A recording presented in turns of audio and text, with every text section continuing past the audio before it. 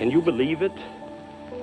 Can you realize that that you and I, that all of us, have actually begun the exploration of another world?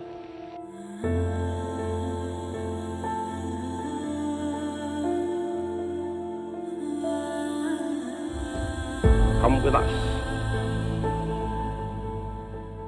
Our knowledge of the cosmos is an ever-growing search, with new theories emerging daily and old myths demystified. But we have more definitive ways of understanding the universe thanks to telescopes and space probes such as the Voyagers, feeding us new information from the outer reaches of space. So when an important space probe like Voyager sends never-before-seen data indicating new discoveries, it changes everything. But what has Voyager just discovered, and what does it mean for us here on Earth? Join us as we explore how Voyager just entered deep space and sent back a terrifying message to scientists. The Voyager missions have been an integral part of space exploration for over 45 years, giving us some of the very first and most important looks at the true state of our solar system. But these missions were never meant to last this long when the initial plans for the probe were laid out. Born out of pure accidental discovery, the decision to send out probes in the 1970s resulted when Michael Minovich discovered that a spacecraft could piggyback on the velocity of a planet and slingshot further out into the solar system. This would be made possible by a rare geometric alignment of the outer planets that only happens once every 2 centuries. Using planetary gravitation and velocity, it was suddenly possible to reach outer planets such as Neptune much faster, as fast as 12 years rather than 30. While Voyager 2 launched first on August 20th, 1977, Voyager 1 reached the edge of the solar system first, taking a much quicker route, despite launching 2 weeks after its twin. But the trip to its current position just outside our solar system was indeed a perilous one. Voyager 1 was the first to reach Jupiter 2 years after launch on March 5th, 1979, and Voyager 2 wasn't far behind, reaching the gas giant 4 months later in July of the same year. Using several onboard equipment, both probes took the very first close-up pictures of Jupiter, giving us a glimpse of the famous red spot as well as mapping the Earth-sized hurricanes that plagued the planet's surface. We also got data that showed hints of water on Europa, pictures of active volcanoes on Io, and discovered the largest natural satellite in the solar system, Ganymede. But Jupiter was just a pit stop on Voyager's journey, and soon enough, both probes made the trip to Saturn, with Voyager 1 reaching first in November of 1980 and Voyager 2 almost a year later in August of 1981. The visit to Saturn gave scientists a better understanding of Saturn's 10-hour days and a much more accurate measure of the planet's wind speeds, which could reach up to 1,100 miles per hour, the fastest of any planet in the solar system.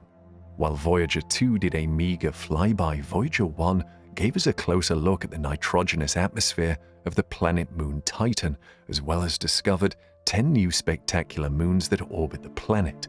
But Saturn was the last planet both probes would observe together, as a decision was made to separate both probes. Voyager 1 took an ecliptic turn heading straight for the heliosphere, while Voyager 2 carried on to 2 other planets as planned. By August of 1989, Voyager 2 had made it to Neptune, flying just 3,000 miles over the planet's north pole. The flyby revealed the coolest planetary surface in the solar system, with temperatures reaching -400 degrees Fahrenheit. But data sent back by Voyager 2 revealed that Neptune wasn't as inactive as scientists had previously believed, and the surface was filled with Earth-sized storms and fast-moving clouds of ice. But while the data on Neptune was indeed revealing, it left the question of how such a planet with barely any solar energy reaching it could form and maintain such dynamic weather. However, answering that question would be left to future probes as Voyager 2 left the blue icy planet, making its way to the opposite edge of our solar system. By December of 2004, data received from Voyager 1 suggested that the probes had reached the part of our solar system called the termination shock. This is a region in space where solar winds originating from our sun slowed in speeds, from traveling at millions of miles per hour to barely 250,000 miles per hour. Although this might still seem incredibly fast, it pales in comparison to much faster interstellar speeds. This reduction in solar speeds is a result of external interstellar pressure from cosmic rays traveling through our galaxy. But the termination shock simply marked the beginning of the edge of our solar system, and Voyager was yet to cross the threshold. Voyager 1 was the first of both probes to cross the edge of the heliosphere, a milestone it made in August of 2012. The heliosphere is an invisible bubble of charged solar particles exerted by the Sun on the solar system. And just like other invisible forces such as gravity, the heliosphere's magnetic field protects every planet behind it from the violent streaks of cosmic radiation that fill the universe. Scientists made this crossover discovery upon analysis of data from Voyager 1 during a unique solar eruption known as a coronal mass ejection, or CME. During that particular CME, powerful shockwaves ejected from the Sun caused particles around Voyager 1 to vibrate with a much higher intensity. These vibrations observed were much higher than those recorded inside the heliosphere, leading scientists to conclude that Voyager 1 has entered a new uncharted part of interstellar space. Interstellar space is the void beyond the heliosphere, filled with much higher energy particles and a much greater intensity of cosmic rays. It would interest you to know that our solar system is spinning through interstellar space, with the Sun holding the planets together and the heliosphere acting as the protective field that shields the planets, including Earth, from the raw radioactive nature of interstellar space. In anticipation of the Voyager spacecraft reaching this cold, dark corner of space, both probes were built to be powered using radioisotope thermoelectric generators, or RTG, as their source of energy instead of solar energy like most satellites. Each probe is fitted with 3 distinct RTGs, all of which use powerful plutonium as their fuel source. This was a remarkable choice because as the plutonium isotope decays over time, it releases significant levels of heat that each probe then converts to electrical energy. But regardless of the highly efficient nature of this energy source, it can only last for so long, as scientists have already determined that the Voyagers are currently running on less than 50% of power. But power consumption happens to be the least concern of the controllers over at NASA, as Voyager 1 recently encountered what scientists could only describe as strange: the glitch. With Voyager 1 currently at 14.5 billion miles away from Earth, mission controllers over at NASA expect some delay in receiving data from the spacecraft, with data taking as much as 21 hours to reach Earth. But while the spacecraft appears to be operating properly, scientists discovered some anomalies in the data relayed in the past few months. It appears Voyager 1 was unable to resolve its location in space and gave no indications of going into safe mode. Project manager over at NASA's Jet Propulsion Laboratory in California, Suzanne Dodd, gave a statement. "A mystery like this is sort of par for the course at this stage of the Voyager mission. The spacecraft are both almost 45 years old, which is far beyond what the mission planners anticipated. We're also in interstellar space, a high radiation environment that no spacecraft has flown in before."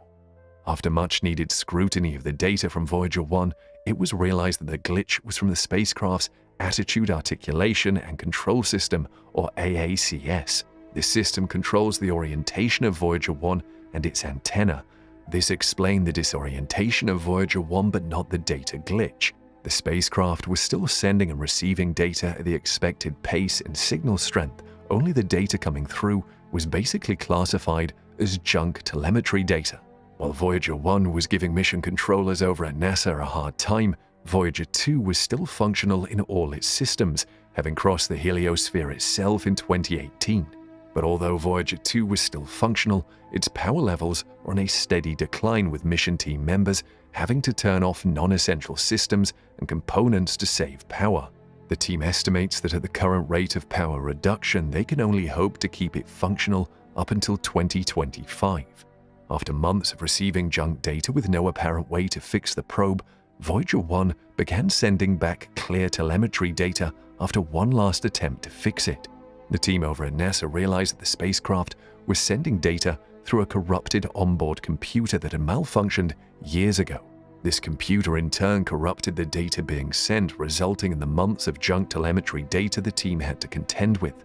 But according to NASA, once Mission Control discovered the probe was using a corrupted computer, all they had to do was simply send a command to the spacecraft to forego the dead computer and use the right one for data transfer back to Earth.